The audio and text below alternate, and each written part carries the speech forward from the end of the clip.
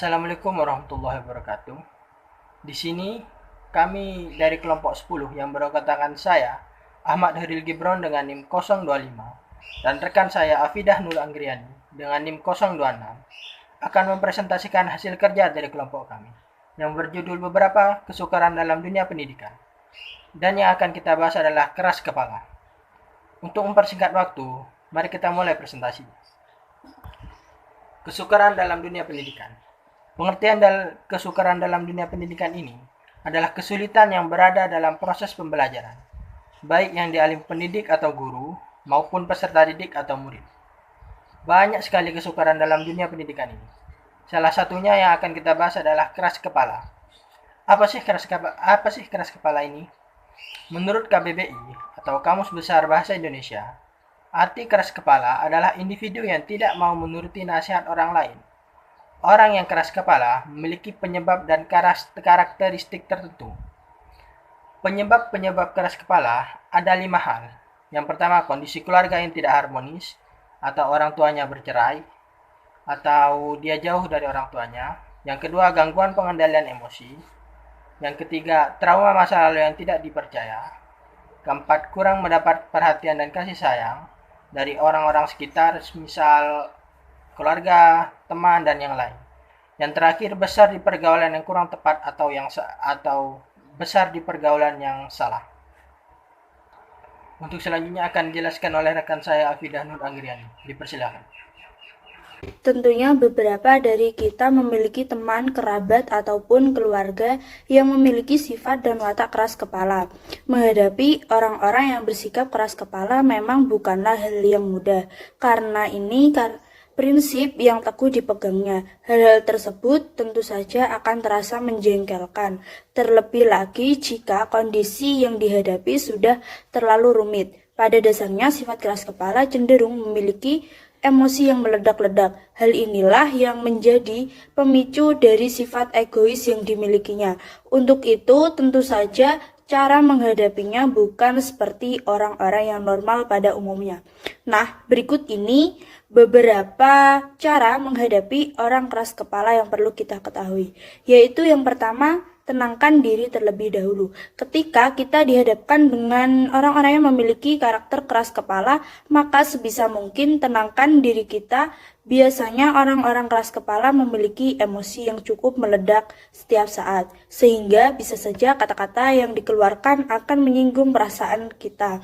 Jika sampai itu terjadi, maka kita hanya perlu mengabaikannya saja, tak perlu membuang waktu untuk berdebat dan membela diri sendiri. Yang kedua yaitu memahami kondisi mereka. Saat orang-orang tersebut sedang berbicara panjang lebar di hadapan kita, maka kita hanya perlu mendengarkannya saja. Terkadang hal-hal yang dibicarakan tersebut sebenarnya menjadi kebutuhan hal yang mereka tidak diinginkan.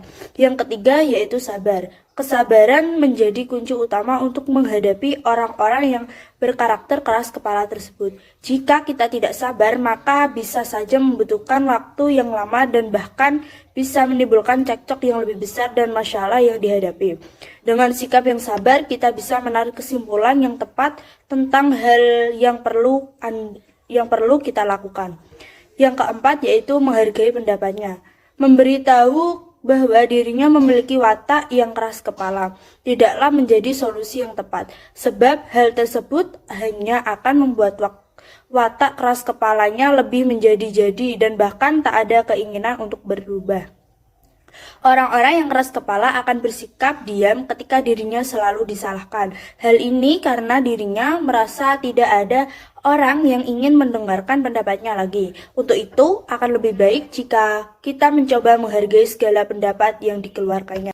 Yang kelima yaitu pintar memilih keadaan. Sebelum kita ingin memberikan solusi atas permasalahan yang ada, akan lebih baik jika kita benar-benar mengerti dari kondisi yang dialami orang tersebut. Untuk itu, kita harus bijak saat mengambil keputusan.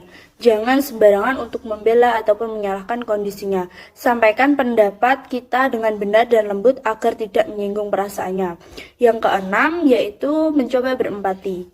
Sebenarnya tak semua orang-orang yang bersifat keras kepala itu adalah buruk. Terkadang beberapa di antaranya memiliki hati yang cukup lembut dan sudah terluka. sehingga membuatnya bersikap keras kepala. Cobalah untuk berempati, hadapi orang-orang tersebut dengan lembut serta penuh perhatian. Selanjutnya yang ketujuh yaitu selalu berpikiran positif.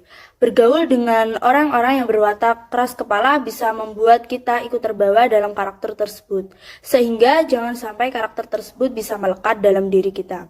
Usahakan untuk tetap memiliki pandangan yang positif dalam pikiran kita. Yang kedelapan yaitu bersikap tegas. Terkadang menghadapi orang-orang yang berwatak keras kepala membutuhkan sedikit ketegasan. Karakter keras kepala bisa muncul karena orang-orang yang di sekitarnya lebih mengalah saat orang tersebut sudah mulai memperlihatkan kemarahannya.